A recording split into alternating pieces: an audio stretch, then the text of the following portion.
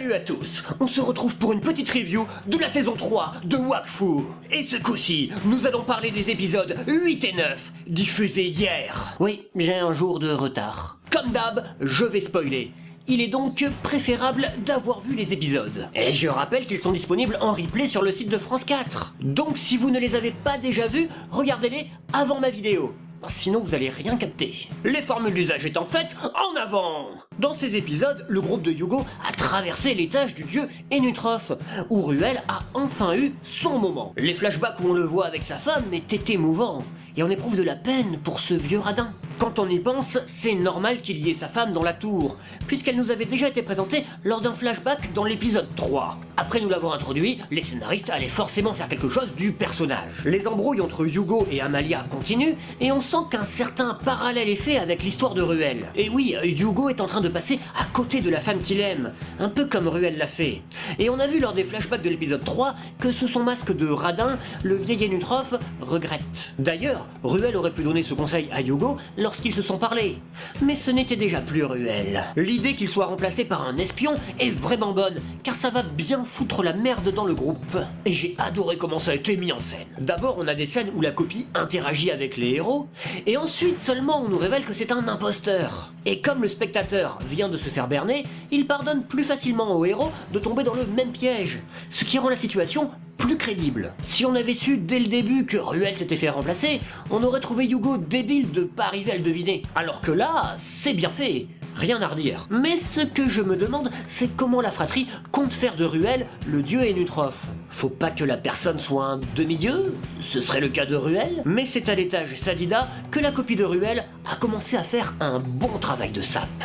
Il clash Amalia et tente d'empêcher la poupée Sadida de nous en apprendre plus sur Oropo. Vraiment, l'intrigue tournant autour de cet agent double et s'étalant sur plusieurs épisodes est très sympa. Mais ça ne valait pas l'étage SRAM, où Toxine a trahi Dameko, dans le but de tuer Evangeline enceinte et Flopin. Ça montre bien que tous les membres de la confrérie ne sont pas forcément attachés aux valeurs d'Oropo. Et le passage où Toxine traîne Echo jusqu'au trou là, le puits des ombres, était vraiment très réussi. On sentait bien qu'on avait affaire à une tueuse psychopathe. Même Dameko, qui est toujours calme d'habitude, flippait à l'idée de se faire jeter dans ce trou, et essayait de s'accrocher désespérément au sol, ce qui était très dérangeant à regarder. Sans Flopin, elle serait morte, mais l'élément qui a surpris est ce qui a suivi. Evangeline s'est pris une flèche dans le bide.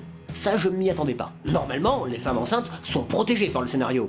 Sauf dans les films d'horreur. Mais là, enfin, je suis pas médecin, mais ça a l'air grave. Peut-être que le bébé a arrêté la flèche avec son corps et qu'Evangeline va survivre au prix de son enfant. Ou peut-être qu'Evangeline a été blessée mortellement et qu'elle va accoucher de son ultime enfant avant de décéder. Une autre possibilité serait qu'il y ait carrément les deux qui meurent. Si c'était Pimpin, on aurait été moins inquiet, mais il passe son temps à crever. Mais pour les autres personnages, j'ai peur que ce genre de blessure entraîne des conséquences plus définitive. Après, je ne pense pas que la mort possible d'un des personnages principaux soit faite de façon gratuite par les scénaristes. Demandons-nous, qu'est-ce que ça apporterait? Je pense que la peine qu'éprouveraient certains personnages de la perte d'Evangeline ou de son bébé pourrait être utilisée par Oropo. On a vu par exemple qu'Oropo a utilisé la tristesse de la femme de Ruel pour la rallier à sa cause et tendre un piège à son mari. Pourrait-il donc se servir de la tristesse de Flopin pour le convaincre de devenir le demi-dieu Kra? Rien n'est moins sûr. Les conséquences de la mort d'Evangeline, si ça devait arriver, sont difficiles à mesurer. D'ailleurs, ces deux épisodes nous en auront appris plus sur Oropo. Déjà, il serait vraiment très puissant.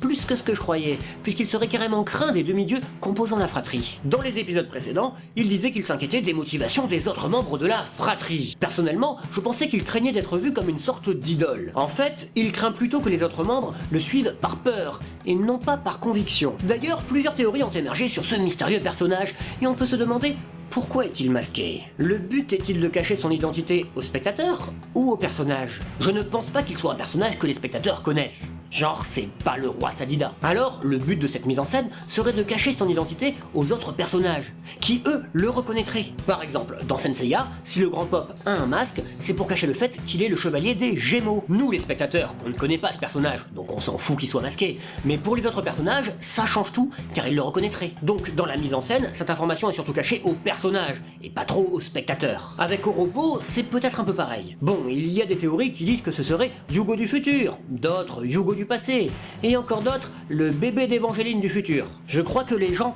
ont trop regardé Terminator. Dans Wakfu, à part un bond temporel de 20 minutes effectué après d'énormes efforts par Nox, y a pas vraiment d'histoire de voyage temporel. Ça sortirait tellement du chapeau que je n'y crois pas du tout. Pourquoi ne pas carrément dire que ce serait le double de Yugo adulte venant d'une dimension parallèle? Oui, je sais que cette théorie existe aussi. Personnellement, j'aime bien supposer qu'il soit l'un des 6 héliatropes originels. Il peut manipuler l'héliacube, ce que seuls les héliatropes peuvent faire facilement, et son masque permettrait de cacher cette information aux autres personnages. Et aux spectateurs aussi. Après, il y a des failles dans ce raisonnement. Déjà, ça n'apporterait rien à l'intrigue qu'il soit ou non un héliatrope. Alors, pourquoi le cacher? Et pourquoi il laisserait à Adamai les Silofus?